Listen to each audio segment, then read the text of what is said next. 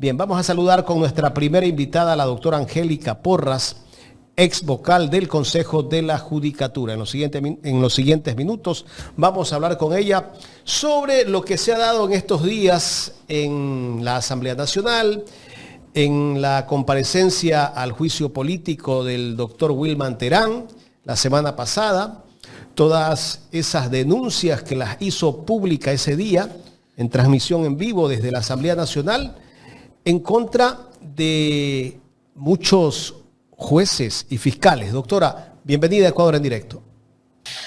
Jaime, muy buenos días. Carlita, buenos días. Muchas gracias por la invitación. Bueno, el tema del Consejo de la Judicatura lamentablemente no deja de dar que hablar. Hay muchísima tela que cortar. Y refiriéndonos concretamente a las denuncias hechas por Terán, me parece que entran en un contexto de denuncias, un contexto inclusive de algunos indicios que muestran con toda claridad quién es o de quiénes está formado el Poder Judicial. Las revelaciones que hace Terán, más allá de que le involucran a él mismo, de que evidencian, como él ha dicho una y otra vez, que fue presionado para obtener la sentencia para sacar la sentencia en contra de Rafael Correa, además muestran que seguramente esas presiones no son solo para el caso de Rafael Correa, sino que se extienden además a todos los jueces de la Corte Nacional. Entonces, y que de por medio hay dinero, de por medio hay intereses políticos, de por medio hay una fiscalía interesadísima en ser un actor político, de por medio hay inclusive vinculaciones con delincuencia organizada. Entonces, todos esos elementos serían y deben ser suficientes para pensar seriamente en una destitución total de la Corte Nacional.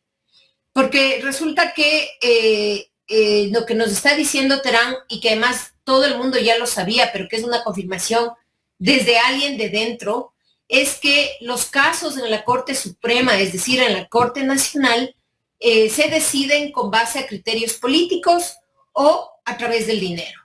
Y eso es suficiente como para mostrar que hay una crisis total en el Poder Judicial, y además que los casos de metástasis y purga que se habían venido llevando adelante no han dado los resultados que se planteaba.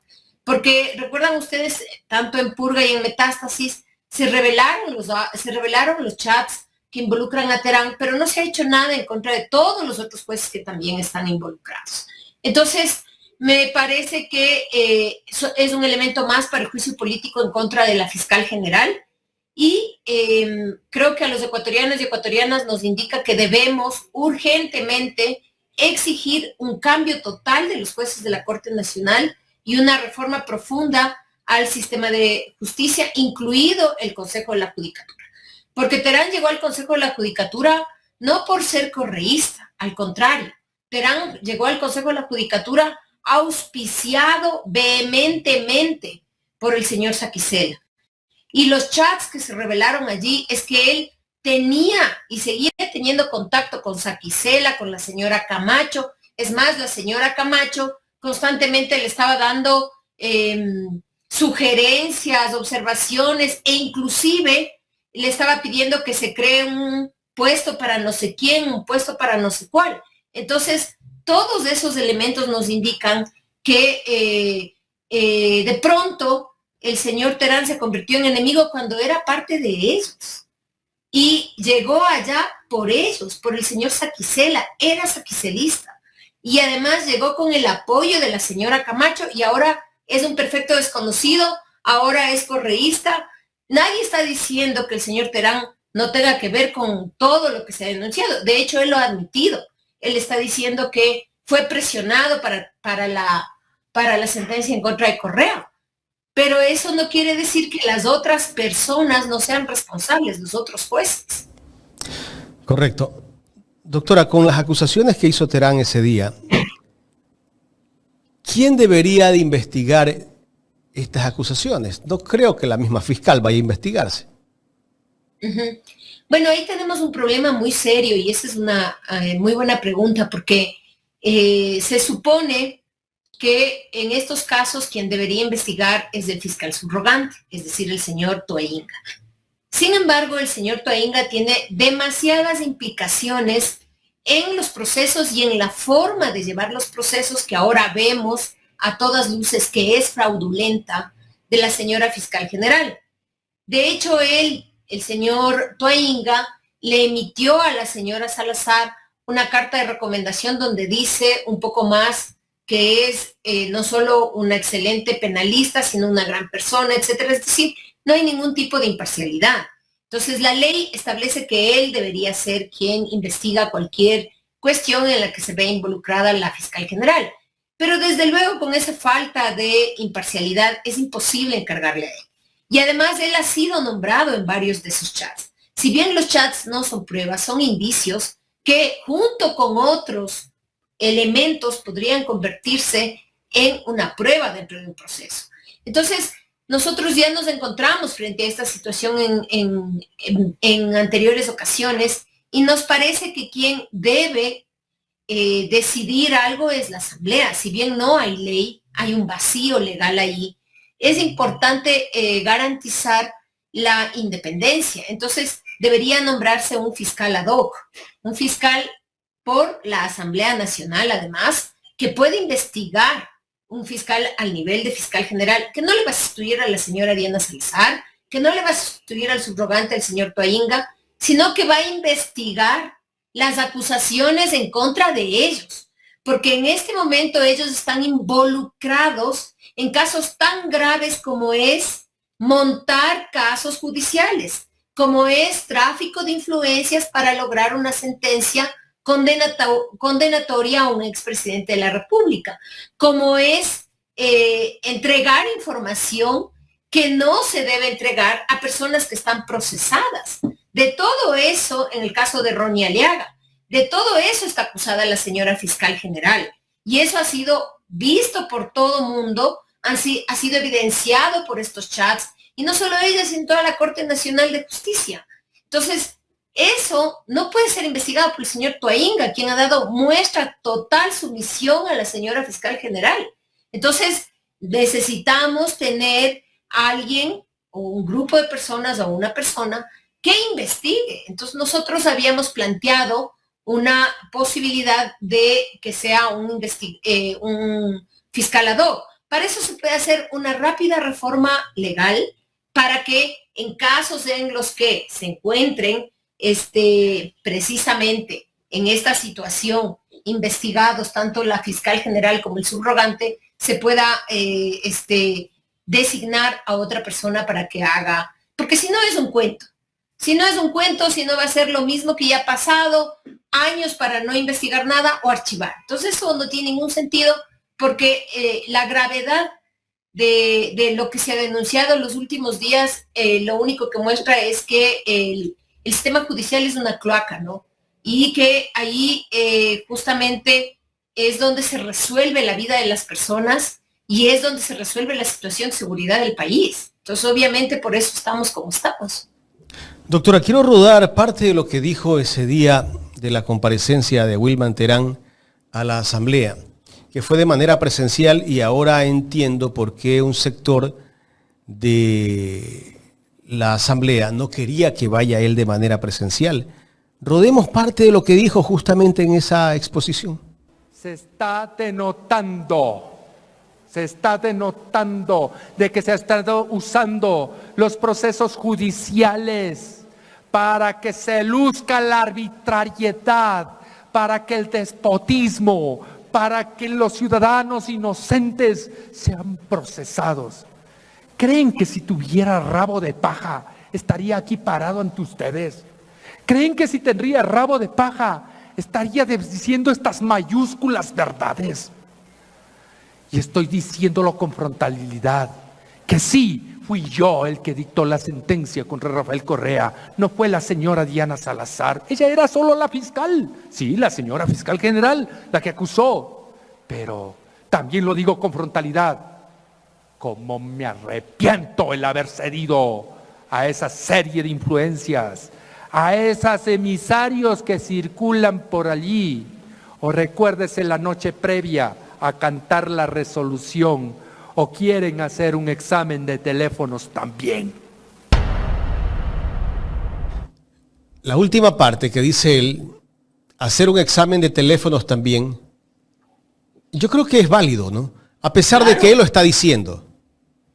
Por supuesto que sí. Y mire, le voy a dar un dato. Cuando nosotros descubrimos que hubo una serie de irregularidades en el caso de Freddy Carrión, nosotros le solicitamos a la Fiscalía que permita la revisión de los teléfonos, de las llamadas de ese día, del 16 de mayo del 21, entre Saquicela, la fiscal general y la señora Tanya Varela.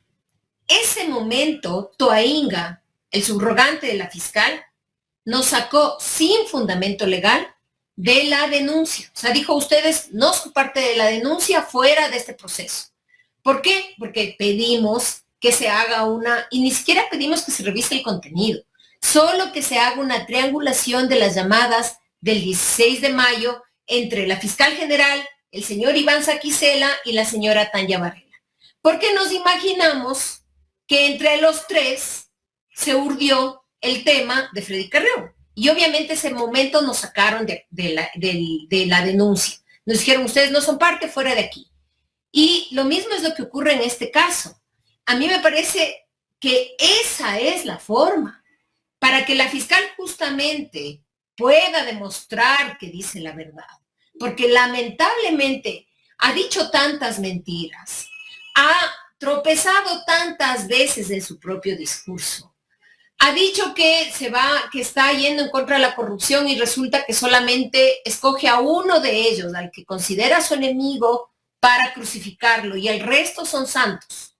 Al resto les sigue manipulando porque sigue teniendo abiertas las investigaciones previas para seguirles presionando para obtener resultados en sus procesos, que son todos procesos políticos, todos son procesos políticos porque ella es fiscal de fuero. Entonces, lo correcto, si la fiscal quiere ganar nuevamente algo de legitimidad y no quedar como una persona que arma casos y que es mentirosa, lo que tendría que hacer es justo mostrar su teléfono. El señor Terán ha dicho que son chats de su teléfono y ella no ha dicho que esos chats no existen. El señor Ronnie Aliaga ha dicho que se ha comunicado con el teléfono de la señora fiscal general, con el teléfono privado, y tampoco ha dicho que eso es mentira. Lo que ha dicho es que esos chats no existen en el mundo jurídico, lo cual en sí no es cierto tampoco, pero digamos que ese es el gran argumento de la señora fiscal, porque dice que no existen en el mundo jurídico porque no están en el proceso. Los chats de Terán están en 202 páginas en el proceso y están debidamente periciados. Y cuando uno revisa, puede identificar que la firma del perito es una firma válida, que aparece en el teléfono porque es una firma electrónica y que ese perito está registrado en el Consejo de la Judicatura. O sea, son chats que están debidamente periciados. Doctora, entonces, ¿usted ha revisado esos chats? Sí, yo los he revisado. ¿Y cuáles son las cosas más graves que se pueden encontrar allí? Bueno, son gravísimas. A mí me pone los cabellos de punta el hecho de que se utilice como gran argumento para la protección de Samno Macías, que era ex juez de la Corte Nacional de Justicia, ex juez que apoyaba a la fiscal en todos los procesos que le salían sorteados a él, casualmente, como la señora Camacho, utilice el nombre de la Embajada de Estados Unidos, la bandera de los Estados Unidos, para decir que ellos están al tanto, que ellos protegen a Samno Macías, que no le puede que no le pueden iniciar procesos a Samno Macías. También la fiscal general del Estado, no estamos hablando del Consejo de la Judicatura, sino la fiscal emite opiniones sin pruebas, porque son opiniones las que aparecen en los chats sobre los diferentes jueces. Dice, este es juez corrupto, esta jueza de acá no debería participar para el concurso de jueces de la Corte Nacional. Dice, esta jueza es esposa del juez fulano de tal, sácala. A este señor te mando la carpeta para que le pongas de director de no sé dónde. A este señor de por acá, sácalo porque no me gusta para que sea director de no sé, de no sé qué otro lugar. O sea, un tráfico de influencias brutal. Hay Consejo de la Judicatura por parte de la Fiscal General del Estado. Entonces, ahí hay como varias cosas. Uno, el tema de utilizar el nombre de la Embajada de Estados Unidos, la bandera de Estados Unidos, el nombre del embajador para decir que se protege a fulano o a sutano, en este caso concreto al señor Samno Macías. La segunda, el tráfico de influencias, porque la fulana no me gusta que sea jueza de la Corte. La fiscal no es miembro de ningún tribunal para decidir quién pasa a ser miembro o no de la Corte Nacional. Sin embargo, está diciendo a fulana no, ella no debe llegar, el fulano tampoco, pero este sí, porque este es una gran persona. ¿Por qué o con qué base? Son sus dichos. Y lo mismo la designación de personas. A esta persona sácale de aquí, a esta persona ponle acá. Y en el Consejo de la Judicatura, es decir, el órgano que debe disciplinar, es decir, que ejerce la acción de control disciplinario sobre la fiscal y sobre la fiscalía recibe órdenes de la fiscalía, recibe órdenes de la fiscal. No hay ninguna independencia, todo está amarrado, es una farsa. Entonces, y después se rasgan las vestiduras y dicen, yo jamás me he metido, yo respeto la independencia judicial. Mentira, son evidencias de eso. Entonces, pero además hay también chats en los que se dice y se reclama sobre decisiones de ciertos jueces. Entonces, alguna decisión que a la fiscal no le pareció, se reclama en esos chats. Dice, es que esta decisión salió así, es que se están demorando muchísimo. ¿Por qué? La fiscal es una parte. Es como si un juez estuviera hablando con una de las partes nada más. La Fiscalía General del Estado es parte en el proceso. Hay la parte acusadora y la parte que se defiende. Entonces, ¿qué tal que la parte acusadora tiene entrada con todas las puertas abiertas con los jueces y la otra parte ni sabe? No puede hacer ni discutir en audiencia, peor pedir algo. Doctora, buenos días. Corte, Consejo, Fiscalía. Es definitivamente la doctora Salazar, la ama y señora de la justicia del Ecuador. Yo siempre me he negado a identificar a Diana Salazar como la persona en torno a la cual se mueve el Poder Judicial, porque Diana Salazar representa unos intereses, ¿no? Representa unos intereses tanto nacionales como extranjeros. ¿Y cuáles son esos intereses? Esos intereses son los intereses de aquellos que consideran o que piensan que es válido perder la democracia, que es válido perder la dignidad, a cambio de que el correísmo nunca más vuelva a gobernar en este país. Ese es. Entonces ella es la ejecutora de todos aquellos grupos que lo único que buscan es evitar que el correísmo vuelva al poder. Y esos grupos no solamente están dentro del país, sino también afuera del país. Entonces, esta derecha fascista que no le importa meter gente inocente a la cárcel, que no le importa atropellar todo el Estado de Derecho y que se encontró con una persona que está dispuesto a hacerlo a cambio del reconocimiento de ese grupo. Y esa ha sido Diana Salazar. O sea, ni siquiera podemos pensar en que Diana Salazar... ¿Cómo logra, doctora, la fiscal general tener tanta influencia en las demás entidades de justicia? Bueno, el mecanismo ha sido uno solo y ha sido el mecanismo utilizado siempre por la derecha fascista en el poder. ¿Cuál es esta? Precisamente el conocimiento de de alguna manera decirlo, las debilidades de los jueces. Los jueces en nuestro país son venales, son jueces que se compran, son jueces que se venden. Entonces, y eso lo sabe todo el mundo.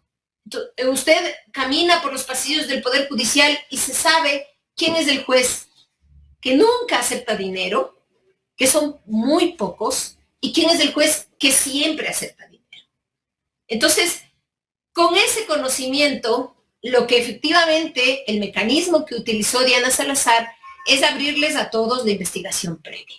Entonces, a todos les tiene bien controlados con sus investigaciones previas. Y el ejemplo más claro de esto está en Metástasis Impurga, ¿no? Que resultaba que el uno dijo que había recibido $70,000 para repartirse entre 3. Me refiero concretamente al señor Guillén, que supuestamente los iba a repartir con el señor Rivera y el señor Córdoba. Entonces, que Samno Macías recibió 30,000, que Iván Saquicela dijo no sé qué en no sé qué caso. Entonces, todo eso se sabe. Y eso es precisamente cómo se utiliza o cómo utiliza la fiscal general. Les inicia las investigaciones previas y luego, obviamente, a cambio de que no les procesen, de que no les manden a la cárcel, es que los jueces hacen que ganen todos los casos, porque quien ha oído a Diana Salazar y quien ha leído a Diana Salazar está absolutamente seguro de que no son las capacidades en materia de derecho penal o las capacidades argumentativas las que le hacen ganar un proceso. Peor la investigación. Peor, podríamos decir, una prueba contundente. No existen esas pruebas en esos procesos. Y eso es fácil de identificar. Basta leer las sentencias para darse cuenta de lo que estoy diciendo. Ahora, doctora, estas declaraciones de Wilman Terán con respecto al caso soborno que de una u otra forma pues involucra directamente al expresidente de la República, Rafael Correa, ¿sientan un precedente para generar qué tipo de recurso en estos momentos? Bueno, me parece a mí que ese era un secreto a voces, ¿no? Ya el tema de la presión que hubo, incluso, no sé si es cierto, no sé si es mentira, se dice que los jueces y las juezas que tuvieron que decidir en ese caso, inclusive cuando pedían consejo a otras personas, lloraban, entre comillas, porque eso no puede ser más que lágrimas de cocodrilo, por lo que les toca hacer. Entonces, es un secreto a voces. En la Corte Nacional todo el mundo lo sabe que ese caso no tiene pies ni cabeza. A nivel internacional también, el señor Zaffaroni también ha dado su opinión y estamos hablando de uno de los penalistas más importantes del mundo. No estamos hablando de un penalista ecuatoriano que es reconocidísimo en Ecuador. No, estamos hablando del penalista quizá el más reconocido en el mundo entero. Él es Zaffaroni. Entonces, todo esto, que es un secreto a voces, ha sido puesto en blanco y negro. Obviamente, aunque los grandes medios de comunicación lo tapan, no quieren hacerlo ver, me parece aquí que es importantísimo el papel de la ciudadanía. Nosotros hemos sido engañados miles de veces. Porque supuestamente el Poder Judicial es un reducto de moralidad, de decencia. Eso es falso. Y a estas alturas la ciudadanía tiene que discernir claramente de que estamos hablando no solo de un grupo de personas interesadas políticamente en algo, el Poder Judicial interesado políticamente en algo. No. Estamos hablando de un grupo que se maneja y que actúa como si fuera una mafia. Y tenemos que decidir si vamos a dejar seguir maltratando, que nos maltraten de la manera en cómo nos maltratan, porque nos consideran tontos, nos consideran ignorantes, que no nos damos cuenta de lo que está pasando, y nos consideran estúpidos, porque al final todo esto se sabe y no pasa nada, porque todas las instituciones están cooptadas. Entonces, lo mínimo que como ciudadanos debemos hacer es darnos cuenta de quiénes son. Y cuando vengan nuevamente con sus cuentos, que no son más que cuentos y mentiras. Recuerde usted, ellos, el Poder Judicial, la señora Diana Salazar, fue la que hizo la diferencia en las 2 últimas elecciones. Entonces, nosotros vamos a continuar cayendo en esta trampa, porque además no es solita, ¿no? Esto nunca hay que considerarlo así. Están los grandes medios de comunicación detrás. O ustedes han visto que los medios de comunicación grandes saquen los chats que están disponibles, porque están subidos en la página web de la Asamblea Nacional. Ahí están. Es una cuestión de leer 2 horitas los chats. Y usted han sacado los medios de comunicación, los chats donde involucran a la señora fiscal, donde se involucra a Saquicela, a Sandro Macías, a los demás a la señora Camacho. No. Entonces, lo que nos corresponde a nosotros, si bien no podemos quitarles del medio, lo que nos corresponde a nosotros es hacerles saber que nosotros sabemos que son unos mentirosos, manipuladores, y que vienen aquí a hacerse los santos, a decir que luchan contra la corrupción, y lo único que están haciendo es haciéndole el trabajo sucio a la derecha fascista del Ecuador y de América Latina. Doctora, ¿qué lo lleva a Wilman Terán a exponer todo esto? ¿Hay una causa específica? ¿Cree usted que hay una causa específica para que él haga esta exposición? Y bueno, pues para que, por así decirlo, destape la caja de Pandora. Claro que sí, porque no es que Terán se entera ahorita de lo que está pasando. Él era parte de todo lo que ocurría en la Corte Nacional y en las Cortes. Entonces ahí nos falta todo el entramado del señor Muñoz. Muñoz está cerca de salir, si es que ya no salió este señor Javier Muñoz del Consejo de la Judicatura. Está todo el tema de Muentes, está todo el tema del Banco del Pacífico, que utilizaron dinero del Banco del Pacífico para pagar al abogado de la contraparte. ¿Se puede imaginar lo que es eso? Entonces, todo eso se une, ¿no? Y además destapa, hay un contexto que le permite a Terán destapar todo esto. Pero ¿por qué Terán? ¿Y por qué ahora? Si todo el mundo sabe que Terán fue puesto ahí por Saquicela. Saquicela fue el que lo puso e insistió en que sea presidente del Consejo de la Judicatura. Y la razón es que Terán, me imagino, esa es una hipótesis, cuando llega al Consejo de la Judicatura se aleja de los hilos de Saquicela. Entonces Saquicela quiso seguir manipulando a Terán cuando Terán estaba en el Consejo de la Judicatura. Terán, que era el que llegó al puesto, o sea, el que tenía poder, le dijo a Saquicela: ¿sabe qué, señor? Hasta luego, yo voy aquí a decidir lo que tengo que hacer. Y obviamente esto causó la furia de Saquicela, la furia de la señora fiscal general, y ahí es cuando Terán empieza a perder el apoyo de Saquicela y de Salazar. Y él sabe perfectamente que esta es su única oportunidad de hablar, porque su sentencia está cantada. Aquí puede pasar todo, pero la sentencia de Terán está cantada. Es una sentencia que ya se sabe que va a venir en contra, ya se sabe que va a ser de las peores. Doctora, perdón que le interrumpo, pero sí es importante dejarle claro a la ciudadanía, ¿no? Que el hecho de que el señor Terán haya expuesto todo esto no significa pues que su sentencia a nivel penal, no político, quede inválida ni tenga algún tipo de beneficio, ¿no? Y sería importante que usted sí explique esto, porque muchas veces piensan, no, es una narrativa creada porque Wilman Terán pues quiere de una u otra forma tener algún beneficio en contra de su sentencia penal. Ese es un punto importante porque el sistema penal en nuestro país no permite ningún beneficio a menos que usted haga un acuerdo con la fiscalía. Y el señor Terán tiene con todos de acuerdo, si es que los tiene, menos con la fiscalía. Es decir, no le va a beneficiar en nada, al contrario, le va a empeorar la situación.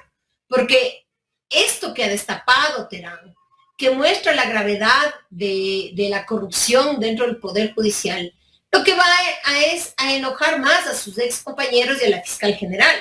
Entonces no le beneficia para nada. Lo que pasa es que él ya tiene una sentencia en contra. aunque aún no está dictada, todo el mundo lo sabe, que va una sentencia en su contra. Entonces tenía dos opciones: callarse y aguantársela esperando la piedad de sus enemigos, que fueron los mismos que antes eran sus amigos y lo pusieron allí, o hablar. No ha hablado todo, Terán. Hay muchísimas cosas que no ha dicho. Hay muchísimas cosas que él tiene que decir. Tiene que asumir definitivamente que no va a tener otra oportunidad. Tiene que hablar. Tiene que hacerle conocer a la ciudadanía cómo opera la justicia en la Corte Nacional. ¿Quiénes son esos recaderos de los que hablan?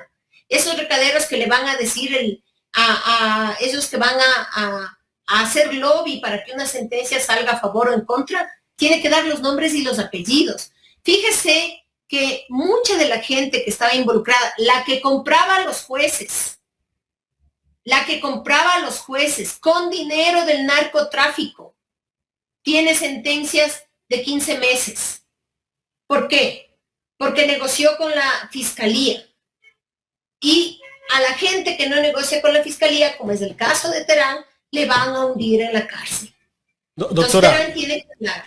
Doctora, y en ese caso los chats sí son válidos cuando se trata Claro de Mayra Salazar.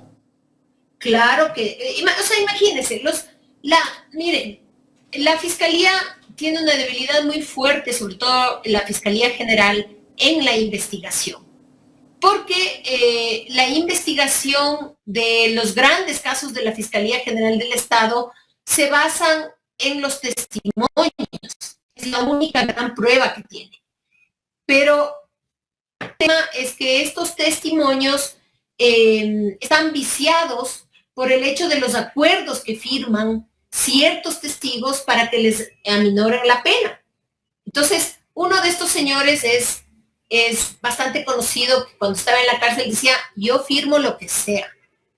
No me importa lo que me haga firmar la fiscal con tal de salir de aquí. Entonces, no hay ninguna seguridad de que esos testimonios sean imparciales o puedan aportar algo importante, ¿no? Por esas razones es que los chats, si bien son un elemento de convicción, necesitan otros elementos que ayuden a configurar prueba suficiente en los casos. Porque todos saben que en materia penal existe lo que se llama una duda razonable. Es decir, si hay una duda sobre la culpabilidad de alguien, la persona debe ser declarada inocente. Entonces, ¿qué es lo que hace la fiscal? Los chats más los testimonios. Ambas son pruebas débiles, porque son solamente dichos. Ahora bien, esos chats, la fiscal los ha hecho válidos para el caso de Mayra Salazar. Y ha dicho que vale que inclusive uno de estos señores diga, yo recuerdo de la fiscal que está detenida, que decía que le había entregado una cartera. ¿Cuál es la supuesta prueba de esto? Un chat que dice sí, hay que entregarle la cartera a la fiscal. No hay una foto, y además lo que se presenta como prueba es una foto de internet de venta de la cartera. Entonces, si le culpan a la fiscalía... ¿Y con eso se puede sentenciar, se puede detener a una persona? No se puede. Eso digo, son muy débiles los casos de la fiscal. Entonces, esta señora, esta fiscal, está en la cárcel, sin prueba. Entonces, la fiscal les ha hecho, pero además con una concepción absolutamente retrógrada de lo que significa ser una buena fiscal, ¿no? O sea, una buena fiscal no es la que mete a todo el mundo a la cárcel. Una buena fiscal es la que investiga a profundidad y da con los cabecillas, no con los de abajo o los del medio. Entonces, ese es un buen fiscal. Doctora. Entonces, esos chats no tienen valor, pero les ha dado valor, no tienen valor suficiente.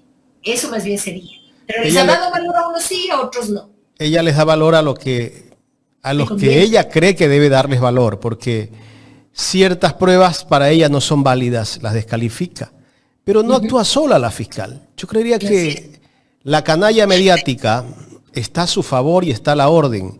Creo que cuando quieren descalificar a alguien o encerrar a alguien a la cárcel, empiezan con la canalla mediática. Así es. Pero bueno, hay otro tema. En el caso del Banco del Pacífico, doctora, hay un audio filtrado donde se habla de $500,000. ¿Y qué pasa con esto?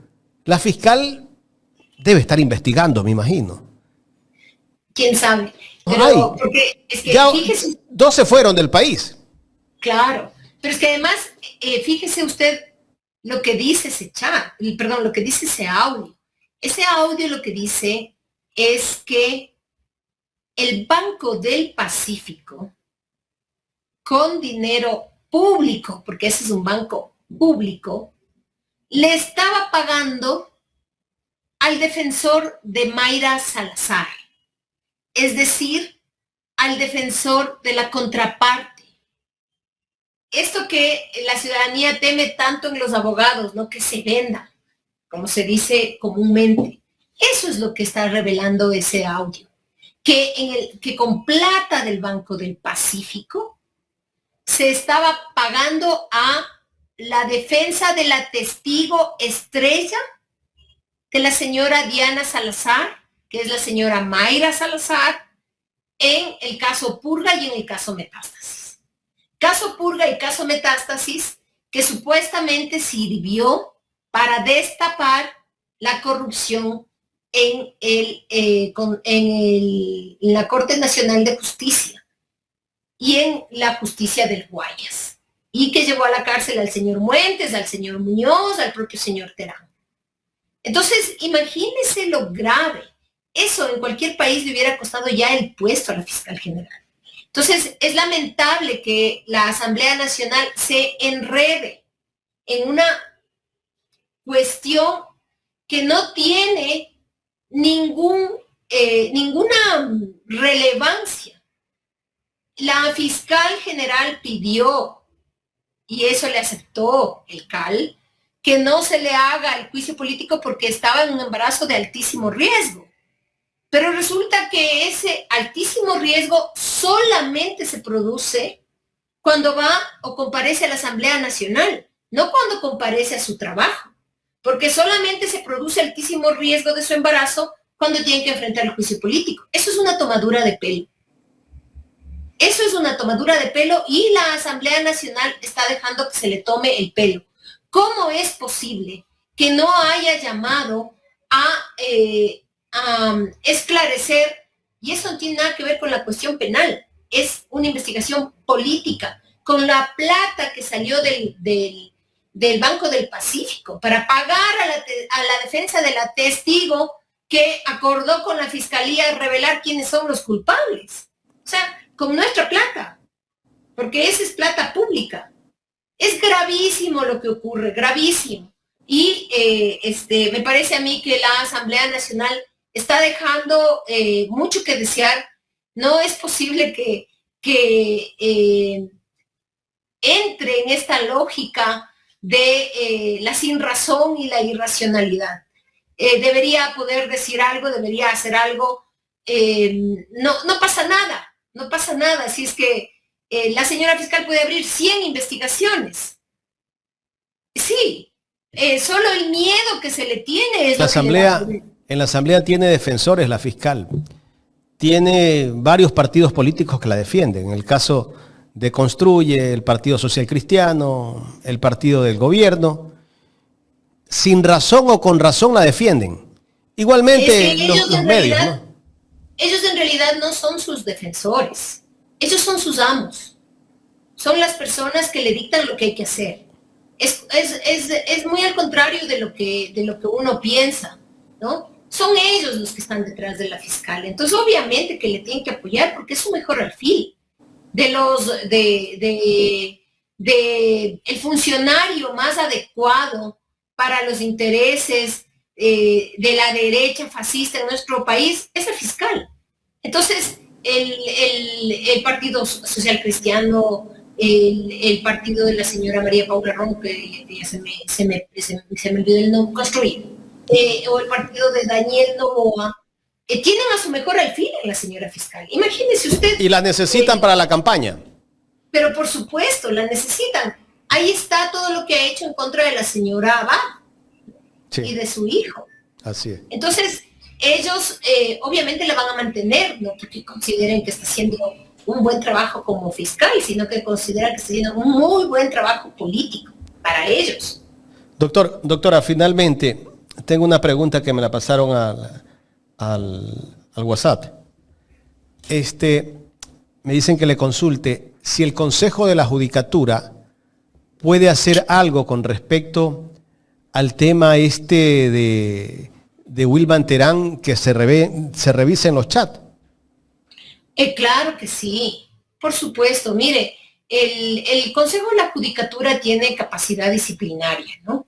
Y ¿qué quiere decir esto? Y no solo eso, o sea, no solo que puede investigar esos chats y a todos los involucrados que salen en esos chats, sino también que tiene una unidad de transparencia que justamente está orientado a estas investigaciones. Entonces, por supuesto que debería iniciarla y debería iniciarla de oficio, porque cuando recién conoce, tiene un año inclusive, aunque ya haya pasado mucho tiempo de los chats, pero como recién se conocieron esos chats, podría hacerlo de oficio.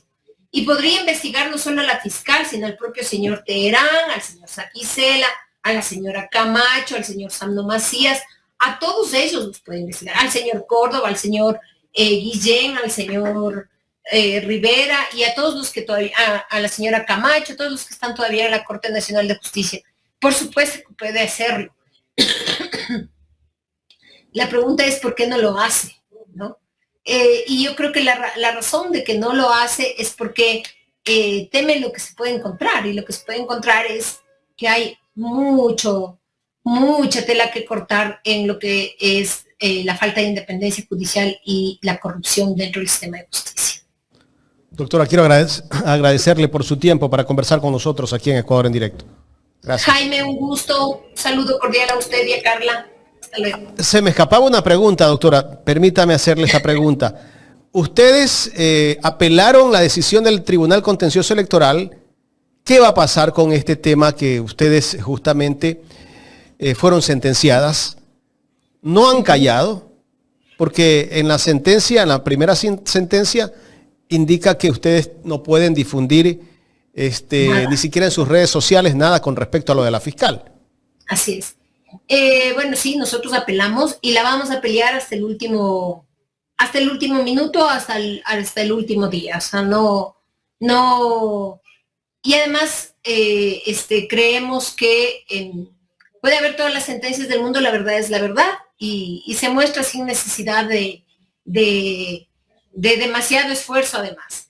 Entonces está apelada, todavía estamos recusando a los jueces porque resulta que al juez que le tocó es un juez que puso a nuestro colectivo en lo que él llamó lista negra.